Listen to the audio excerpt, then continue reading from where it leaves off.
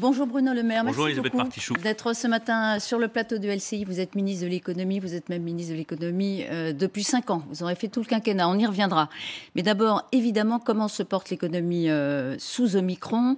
Si je puis dire, le Conseil scientifique, rappelez-vous, en décembre, avait alerté sur le risque de désorganisation de la société à cause de ce virus. Est-ce que l'économie est désorganisée? Est-ce qu'il y a même un risque de paralysie? Il n'y a pas de risque de paralysie, il n'y a pas de désorganisation. En revanche, il y a des difficultés dans un certain nombre de secteurs que je ne sous-estime absolument pas.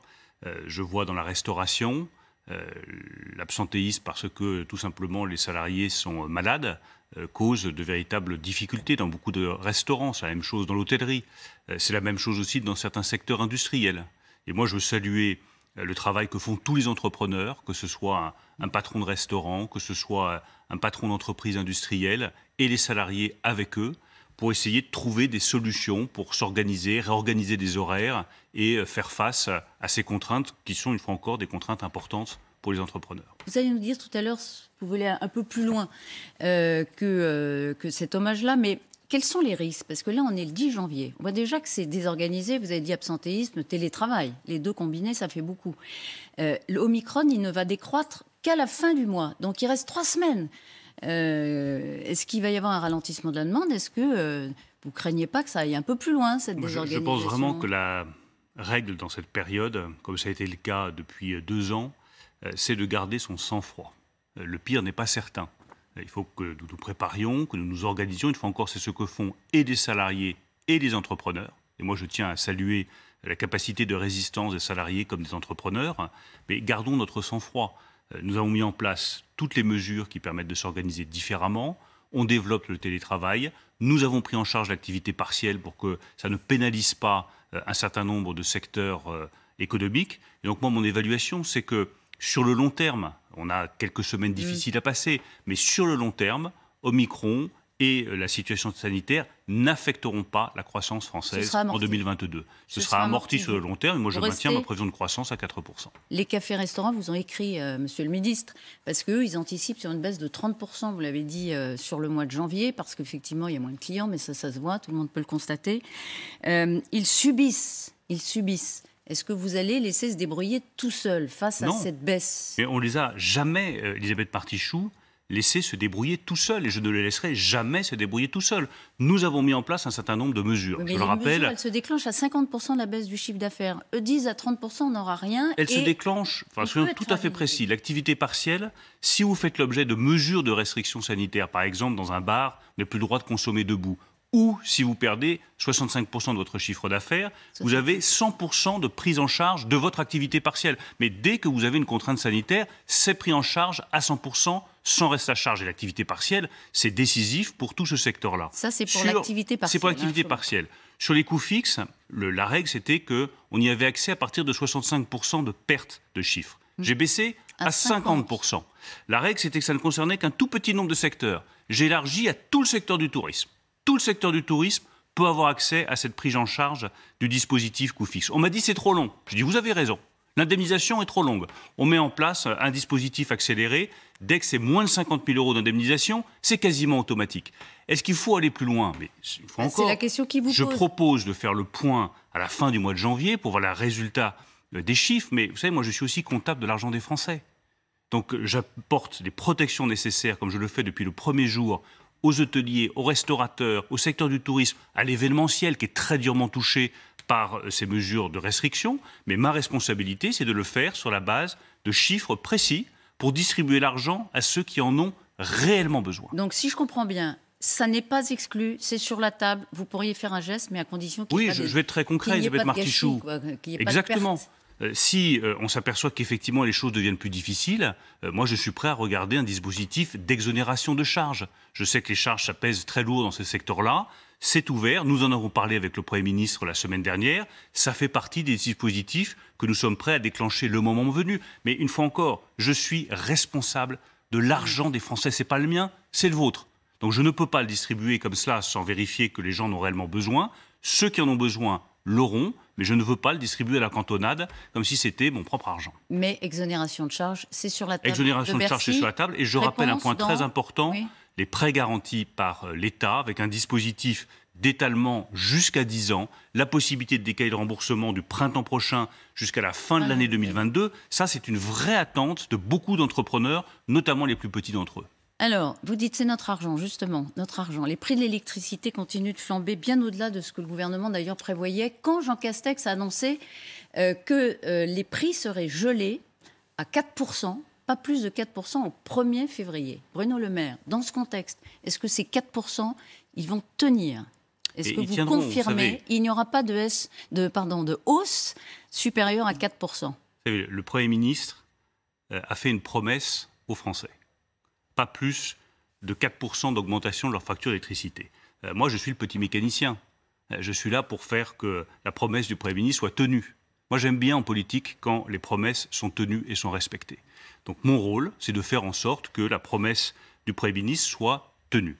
Comment est-ce que l'on fait pour tenir cette promesse? On a utilisé un premier instrument, c'est de baisser la taxe intérieure sur la consommation finale d'électricité, c'est-à-dire la fiscalité sur l'électricité. On l'a ramené au plus bas de ce qui est possible au titre des règles européennes. Ça nous coûte 8 milliards d'euros. C'est 8 milliards d'euros de recettes. Oui, ça coûte déjà 8 milliards d'euros à l'État, c'est-à-dire que de l'argent qui aurait dû revenir à l'État, on le rend aux Français, aux ménages français, pour qu'ils n'aient pas à payer une augmentation de leur facture d'électricité. Ça couvre jusqu'à 16-17% d'augmentation du prix de l'électricité. Mais la réalité, c'est que si nous ne faisons rien, au début du mois de février, la facture d'électricité des Français augmentera de 38 à 40%. C'est pour ça que depuis 3 semaines... Vous voulez dire qu'on est passé d'une hausse prévue de 15% à 38 à 40%? Tout à fait, à peu près 38 à 40%, parce que les prix de l'énergie explosent partout, que les prix de l'électricité augmentent. 8 milliards multipliés par combien? Ça coûtera ce que nous aurons décidé in fine de faire pour tenir la promesse du Premier ministre. Je ne peux pas vous donner de chiffres précis. La seule chose, c'est que les Français doivent avoir la garantie que leur pouvoir d'achat ne sera pas menacé par l'augmentation des prix de l'électricité. Et quand je dis les Français, c'est les ménages. Ouais. Oui, mais comme la négociation n'a pas encore définitivement abouti, je laisse la négociation se poursuivre. Je pense que d'ici la fin de la semaine, nous aurons la solution technique pour protéger et les Français et les entreprises, parce que vous avez beaucoup de grandes entreprises industrielles qui aujourd'hui disent « mais moi je ne peux plus payer ma facture d'électricité, ça représente 20, 30, 40% de mes coûts. Lorsque le prix augmente de 38 à 40%, je ne peux plus faire face. » Donc nous y travaillons nuit et jour. C'est un des enjeux majeurs. Technique, pour trouver une solution complémentaire, il y a la baisse de la fiscalité, il faut une autre solution pour garantir aux Français qu'à la fin du mois de janvier, leur facture d'électricité n'augmentera pas, ni pour les ménages, ni, je le redis, parce que c'est très important, pour les entreprises, en particulier les grandes entreprises industrielles. Ce que je constate, c'est qu'en 2021, contrairement à l'Italie, contrairement à l'Espagne, les Français n'ont pas vu leur facture d'électricité augmenter. Eh bien moi, ma responsabilité en 2022, c'est que la promesse du Premier ministre soit tenue, pas plus de 4% de hausse, et une protection des entreprises industrielles dont nous avons tant besoin. Parce que cet engagement de 4%, c'est pour toute l'année 2022. C'est pour toute l'année 2022, bien sûr. Pas manettes après le 24 avril. Vous êtes parti chou, parlons clairement. Il ne s'agit pas de dire aux Français, attendez, on va essayer de tenir jusqu'aux élections présidentielles, et puis après, on fera une hausse brutale. C'est pas complètement non plus étranger. Ça m'est complètement étranger. Une augmentation de 40% du prix de l'électricité au 1er février à 2 mois d'élection. Ça m'est complètement étranger. Vous voyez, raconter des sornettes aux Français, ça m'est complètement étranger. Quand je peux faire, je le fais. Quand je ne peux pas faire, je le dis tout aussi simplement. Je vous ai répondu clairement sur la protection des restaurateurs et des secteurs du tourisme. Je vous réponds tout aussi clairement sur l'électricité. Nous prendrons les mesures nécessaires pour que ménages français comme entreprises industrielles soient protégés, pour que la promesse du Premier ministre soit tenue. Ça fait 3 semaines qu'on y travaille. C'est des enjeux qui se chiffrent à plusieurs milliards d'euros. Donc c'est des enjeux qui demandent du temps de discussion, mais nous aboutirons et nous protégerons les Français. Juste encore une question, parce qu'on l'entend ces derniers jours. Il paraît que le gouvernement prévoit d'autres aides au pouvoir d'achat d'ici à la fin du mois. Et des vraies aides au pouvoir d'achat, c'est celle que je viens d'indiquer. Enfin, qu'est-ce que c'est? Non, mais est-ce qu'il y en a d'autres qui sont... Non, mais vous savez, celle que je viens... J'entends ça... Non, celle que je viens d'annoncer... L'INSEE aurait dit il y a une baisse du pouvoir d'achat de 0,5% sur le premier semestre. Le gouvernement, l'exécutif prévoit d'autres aides. Et ce que je viens d'annoncer, ce sont des aides massives au pouvoir d'achat. Quand nous protégeons les restaurateurs, les hôteliers, le secteur événementiel, ça protège le pouvoir d'achat de tout ce secteur-là. Quand nous protégeons contre l'augmentation des prix de l'électricité, c'est une aide au pouvoir d'achat qui se chiffre à plusieurs milliards d'euros. Et quand nous créons des emplois, parce que je rappelle que nous avons créé 1 million d'emplois sur le quinquennat, c'est la meilleure protection du pouvoir d'achat des Français. On y reviendra. Mais encore un mot, parce que c'est Omicron aujourd'hui qui gouverne nos vies. Bruno Le Maire, quel est l'intérêt, cela dit, de cliver sur ce sujet en disant j'ai envie d'emmerder les Français qui sont non vaccinés? Franchement, est-ce qu'on rend service aux enjeux de santé publique? Est-ce qu'Emmanuel Macron a rendu service à la santé publique? Il ne s'agit pas de cliver, il s'agit de mettre chacun devant ses responsabilités. Moi, j'ai regardé ce qui s'est passé ce week-end.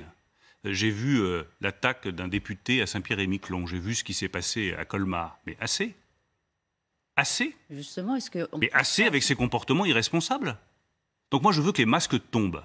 Et s'il faut des mots un peu forts pour que les masques tombent, eh bien, utilisons des mots un peu forts.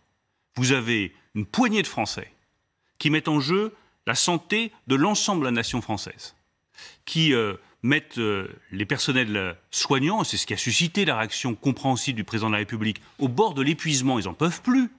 Ils n'en peuvent plus de voir des gens irresponsables qui arrivent dans les services d'urgence, qui arrivent dans les services de réanimation et qui disent « Ah ben, si j'avais su, j'aurais agi différemment ». Ben, agissez différemment tout de suite. Et pensez surtout, parce que j'ai des cas autour de moi, on en a tous autour de nous, de personnes qui sont touchées par le cancer, qui attendent leur opération depuis 1 semaine, 15 jours, 3 semaines. Et à chaque fois, on leur dit bah, « Désolé, il faut repousser de 1 mois, il faut repousser de 2 mois ». C'est une perte de chance, comme on dit en termes médicaux. Ça veut dire tout simplement que vous avez plus de risques d'y passer parce que des gens ont été irresponsables dans la société. Eh bien moi, je pense que ça justifie des mots clairs, forts et nets, comme ceux que le président de la République a employés. Mais vous savez, le fond, c'est la forme qui... Ou plutôt la forme, c'est le fond qui remonte à la surface. C'est ce qu'écrivait Victor Hugo. Est-ce qu'il n'y a pas derrière une volonté de stigmatiser? Et puis, est-ce que la fonction présidentielle, vous avez voulu être président en 2016, sort grandie? Est-ce qu'elle sort grandie de cette formulation-là? Il y a manière et manière de dire. Je pense que c'est le débat politique qui sortirait abaissé de tout cela si on ne regardait pas le fond du sujet plutôt justement que la forme. Moi, je n'étais pas à la place du président de la République, je n'étais pas devant la soignante à laquelle il s'est adressé. Quand on fait de la politique, on a des émotions, on ressent des choses face à ses interlocuteurs et on emploie les mots qui vous viennent pour exprimer ce que l'on ressent.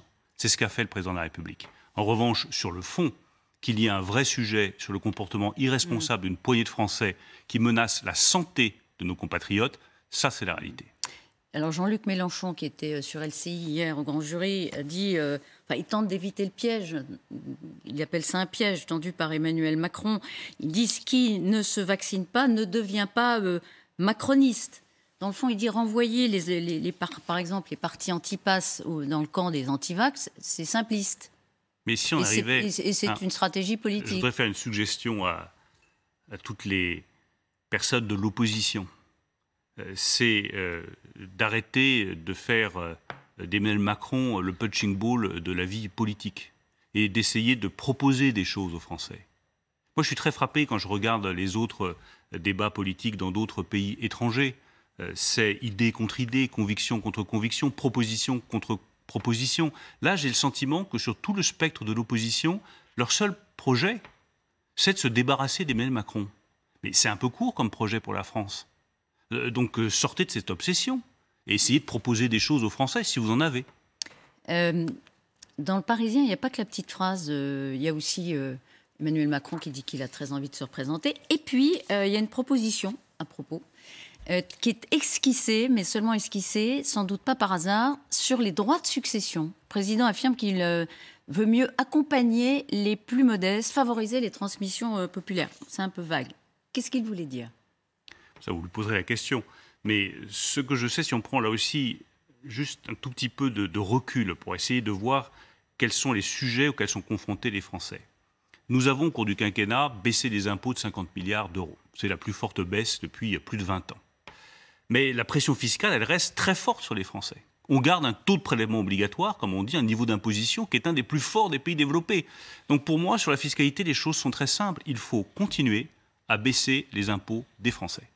Et s'agissant des droits de succession, moi, ce que je constate, alors tout le monde veut faire des mécanos extraordinairement compliqués et des ajustements. Simples, hein. Il y avoir des choses simples. Sur la mort à dire mais c'est simple à comprendre. Ce que je regarde et ce que je vois, c'est que les prélèvements sur les successions en France restent plus élevé que la moyenne des pays de l'OCDE. Donc la seule direction que me paraît souhaitable, c'est effectivement, s'il faut procéder à un ajustement ici ou là, faire un ajustement ici ou là. Mais je pense que le plus précieux, c'est la stabilité fiscale. Et donc, plutôt que de faire des ajustements systématiques, la stabilité fiscale me paraît préférable. Après, si on rentre encore plus dans un degré de détail, quand vous regardez sur la transmission, en ligne directe, la fiscalité reste raisonnable. En ligne indirecte, c'est-à-dire si vous transmettez un neveu que vous aimez beaucoup ou une nièce, là, la fiscalité est effectivement extraordinairement élevée, elle est très pénalisante. C'est exactement la question à laquelle a répondu le président de la République. Donc s'il y a un ajustement précis à faire sur ce sujet-là, ça ne me pose pas de difficulté. C'est sur la transmission en ligne indirecte, où là on arrive à des taux qui sont effectivement quasiment confiscatoires. Donc c'est ça, c'est sur ces personnes-là qu'on pourrait agir. C'est ce que visait le président de la République. C'est ce qui me paraît effectivement compréhensible. Mais une fois encore, la règle absolue doit être de n'augmenter aucune taxe et aucun impôt des Français. Alors vous avez fait vos propositions en présentant vos vœux, et on pourrait résumer, c'est quand même un peu à droite toute. Hein. On baisse, alors dans la droite ligne de ce que vous dites, on continue de baisser les impôts de production. Ils ont déjà été baissés de 10 milliards dans le plan de relance. Et alors vous voulez baisser les charges sur les salaires à 2,5 fois le SMIC. C'est-à-dire ceux qui gagnent 2,5 fois le SMIC, ils gagneraient encore plus. Mais pas du tout. Mais bon. Enfin, pardon, c'est pas du tout ça. Et comme c'est pas du tout de droite que je propose, ni de gauche d'ailleurs, c'est plus mon sujet.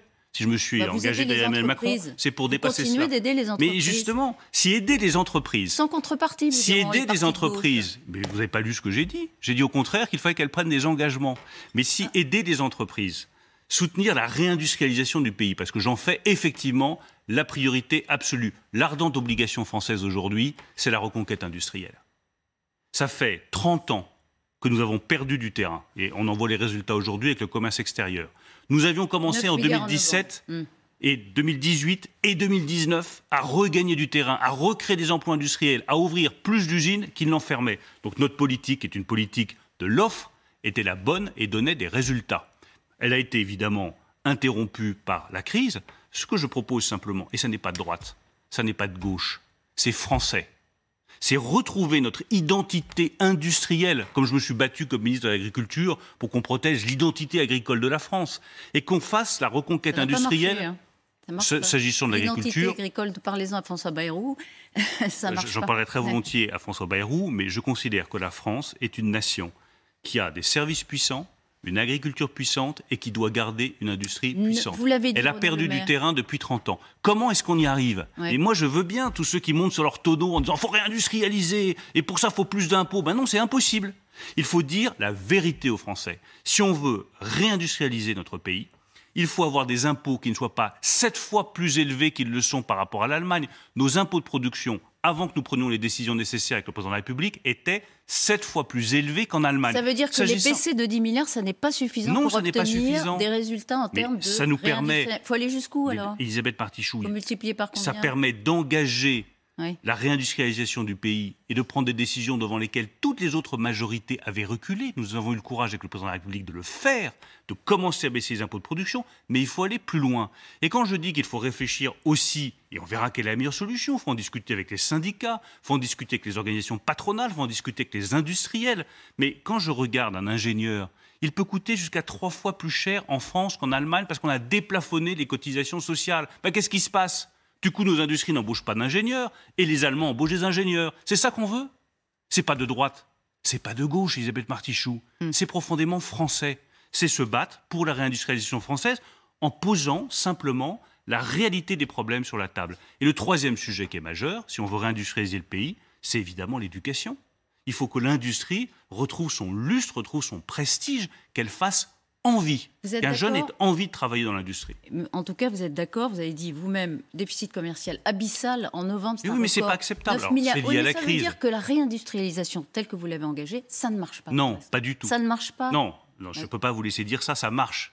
Puisque de 2017 à 2019, on avait commencé à avoir des résultats. Simplement, il y a eu une crise économique, ça ne vous a pas échappé, elle était massive, et elle montre qu'il y a encore des faiblesses. Si on avait tout fait bien, d'abord ce serait très prétentieux de dire cela, il faut avoir l'humilité de reconnaître aussi les choses qui peuvent être améliorées. Il n'y aurait pas besoin de continuer. Mais c'est parce que nous avons commencé à avoir des résultats, que notre politique donne des résultats, qu'il faut l'inscrire sur le long terme. Vous savez, Elisabeth Martichoux, je pense que ce qui a fait le plus de tort à la France, au cours des 20-30 dernières années, c'est l'absence de constance dans les efforts que nous faisons.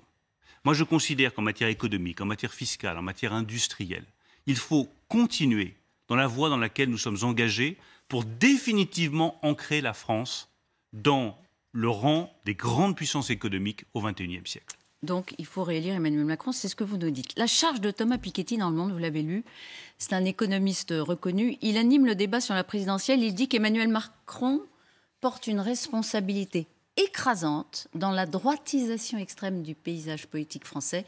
Et il en veut pour preuve la politique, justement, la politique économique que vous pilotez depuis 5 ans.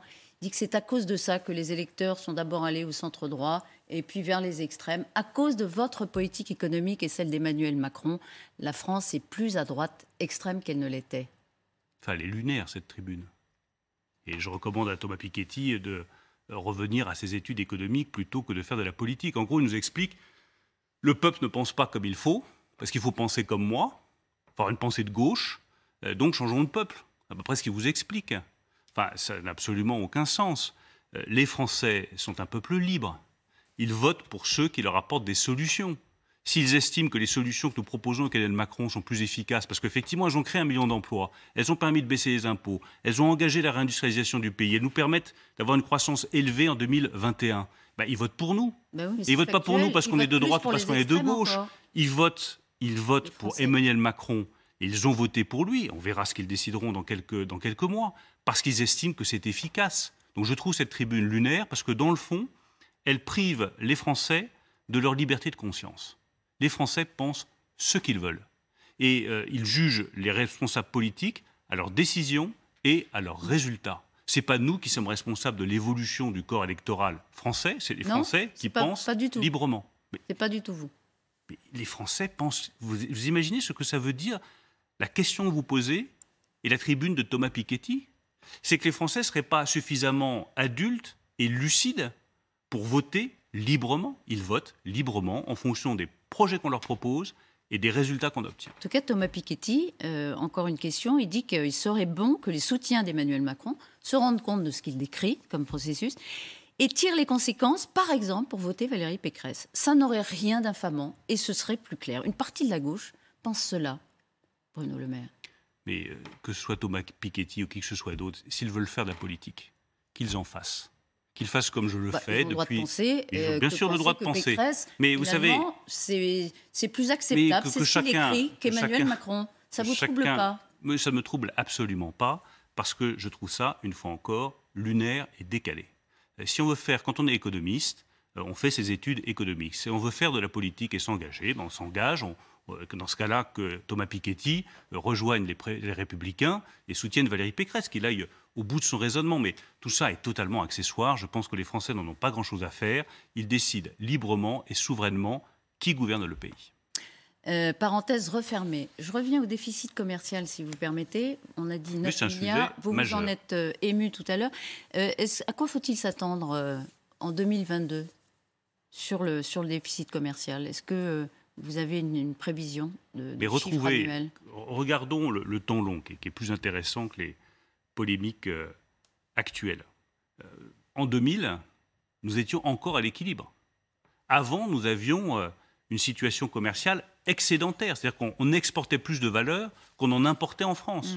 Il faudra 10 ans pour retrouver un solde commercial qui soit positif. 10 ans? Oui, c'est une affaire de 10 ans. C'est du temps, les choses ne viennent pas aussi simplement. Il s'agit de renverser une tendance de 30 années. 30 années où la France s'est singularisée par une faute économique et une faute politique qui sont les délocalisations industrielles. Regardez les chiffres, c'est très intéressant. À cause de la politique fiscale, à cause de la politique économique, les grands groupes industriels, ils ont gardé leur siège en France, mais ils ont délocalisé leurs filiales et les emplois à l'étranger. 62% des emplois industriels de ces grands groupes français sont à l'étranger. En Allemagne, c'est 38%. Et vous leur dites quoi, d'ailleurs? En Italie, c'est 26%. Donc je leur dis une chose simple, nous avons fait, il y a 30 ans, ça remonte aux années 90, une faute politique et économique collective. Corrigeons-la ensemble. De quoi est-ce que vous avez besoin? Il faut continuer à baisser les impôts de production, il faut que nous soyons encore plus attractifs. Eh bien, regardons ensemble ce que l'on peut faire. Quels engagements, vous, industriels, vous êtes prêts à prendre pour recréer des emplois sur notre territoire? Et en troisième lieu, quelle politique éducative, quelle politique de formation, quel CFA faut-il mettre en place pour que vous ayez les compétences dont nous avons besoin? La réponse ne peut être que collective, ça doit être un choix collectif, c'est un des grands choix de la présidentielle. Et c'est du long terme. Revenons sur le coût de la crise. On parle beaucoup des tests. Il n'y en a jamais eu autant, 1 million de tests par jour. Est-ce que vous avez évalué le coût pour la collectivité? Est-ce que ça représentera?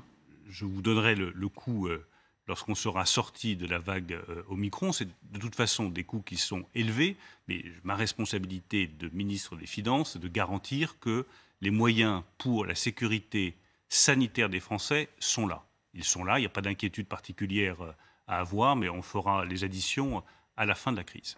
Quelques questions politiques pour finir. Guillaume Pelletier a rejoint Éric Zemmour. Pour qui est-ce le plus significatif? Pour Zemmour, qui enregistre un ralliement, ou pour Valérie Pécresse, qui voit un de ses anciens numéro 2 partir? Honnêtement, je vais être très sincère avec vous, j'ai du mal à m'y intéresser. Enfin, je pense que ça ne change pas grand-chose que Guillaume Pelletier aille ici ou aille là. Vous le connaissez? Oui, je le connais, mais voilà, qu'est-ce que ça change? Vous pensez que ça déplace une voix? Je pense que ça déplace rien du tout. Ça déplace un député, peut-être d'autres. Oui, ça déplace un député, ça déplace la voix de Guillaume Pelletier. Ça ne suffit pas à gagner une élection. Mais fondamentalement, pourquoi est-ce que je vous dis ça? C'est que j'ai une confiance infinie dans la lucidité politique des Français. Il ne faut pas s'y tromper, on peut pas leur vendre des sornettes ou des artifices. Elles sont où les sornettes? Non, mais qui débite des sornettes? Je ne dis pas que qui que ce soit débite des sornettes, je dis simplement que lorsqu'on nous laisse penser que tel ralliement va bouger des centaines de milliers de voix, non, je pense que tout cela ne bouge pas indécile. Il y a des ralliements qui ont eu des effets décisifs dans certaines élections. Parce qu'ils représentaient une force politique. Ils incarnaient quelque chose. Je ne crois pas que ce soit le cas de Guillaume Pelletier. Si Emmanuel Macron est réélu, vous pourriez rester 5 ans encore, doubler votre longévité? Je pense avoir été clair sur le fait que je croyais à la constance, à la stabilité en politique. Mais je vais être tout aussi clair sur le fait qu'aujourd'hui, ce qui compte, c'est l'élection présidentielle, l'éventuelle candidature d'Emmanuel Macron, il ne s'est pas encore prononcé, et la capacité à inscrire notre action dans le temps long. C'est ça qui compte pour moi. Puis après, le président de la République fera librement le choix de ses équipes. Vous voyez où dans un an? Non, mais je ne vois pas aussi loin. Moi, je vois à quelques jours, puisqu'il y a une crise, et à quelques semaines, parce qu'il y a une élection. Alors, il est vrai que vous êtes devenu un héros balsacien. Je crois que c'est une fierté chez vous d'être un personnage, d'ailleurs, assez positif dans le dernier roman de Michel Houellebecq, qui est quand même le plus grand écrivain français. Donc, vous en êtes fier. Votre personnage s'appelle Bruno Juge. C'est un personnage plutôt positif. C'est pas tous les jours que les politiques, finalement, sont dépeints sous un angle assez favorable. C'est une bonne nouvelle. Oui, c'est une bonne nouvelle. Il n'y a pas une fois encore de fierté particulière de ma part. Bruno Juge, c'est un... Alors là, non, je vous le garantis, c'est un personnage de fiction. C'est pas tout à fait vous, c'est vrai. Mais c'est un personnage honorable dans sa pratique politique. Oui. Et je pense qu'il est très important de montrer que l'engagement politique, qu'on appartienne à quelque formation que ce soit, qu'on soit élu national ou élu local, c'est un engagement qui est honorable. Il est même infiniment honorable, parce que c'est du temps, c'est des sacrifices au service des autres, au service de l'engagement collectif. Et dans ce livre, Michel Houellebecq présente l'engagement politique comme un engagement honorable. C'est suffisamment rare pour être salué. Ouais. Dernier mot, Djokovic, vous aimez le tennis? J'adore le tennis. Alors, pataquès, psychodrame en Australie, un juge vient de dire qu'il serait libéré, le gouvernement continue de dire qu'il peut l'expulser. Ça vous inspire quoi, cette affaire? Novak Djokovic est un immense champion. Moi, c'est probablement mon champion de tennis préféré. Mais les règles sont les mêmes pour tous. On peut être numéro 1 mondial ou être un simple citoyen. Les règles, et en particulier les règles sanitaires, sont les mêmes pour tous. Donc c'est à la justice australienne de trancher, je n'ai rien d'autre à dire. Les règles sont les mêmes pour tous. Personne n'est au-dessus des lois. Personne n'est au-dessus des règles. Donc il a eu tort, Djokovic, de tenter de braver les interdits australiens. Ce sera à la justice australienne de trancher, mais Novak Djokovic sera traité comme n'importe quel autre citoyen, et c'est bien naturel. Et en attendant, ça risque d'en faire un martyr. C'est juste dommage pour le tennis, parce qu'il a un tennis absolument sublime. La compétition commence dans une semaine. Oui, ben j'ai peur qu'on se prive de Novak Djokovic. C'est votre prédiction. Merci beaucoup. Merci beaucoup. Bruno Le Maire d'avoir été ce matin sur le plateau de LCI.